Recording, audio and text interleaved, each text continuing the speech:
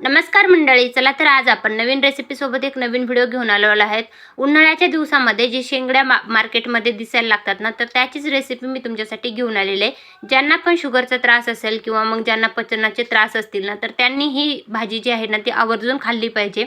खाण्यासाठी उष्ण जे आहेत ना, तर त्यांच्यासाठी पण ज्यांना उष्णताची त्रास आहे ना, त्यांना पण हे भाजीचा जे आहे ते सेवन केलं पाहिजे. तर काय करायचं, शेंगड्या मस्त आणायच्या, निवडून घ्यायच्या गवारीच्या शेंगासारख्या आणि तव्यावर तेल मीठ लावून जे आहेत ना ते छान अशा परतवून घ्यायच्या. तुम्ही याची जी आहे ना तर तिखट भाजी पण बनवू शकता सुकीवाली. तर त्याची रेसिपी आपण नेक्स्ट व्हिडिओमध्ये घेऊन येणारच आहोत.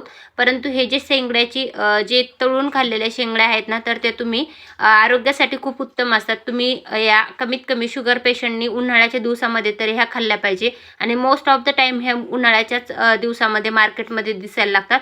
तर ही होती शेंगड्याची एकदम तळलेली भाजी. तर कशी वाटली कमेंटमध्ये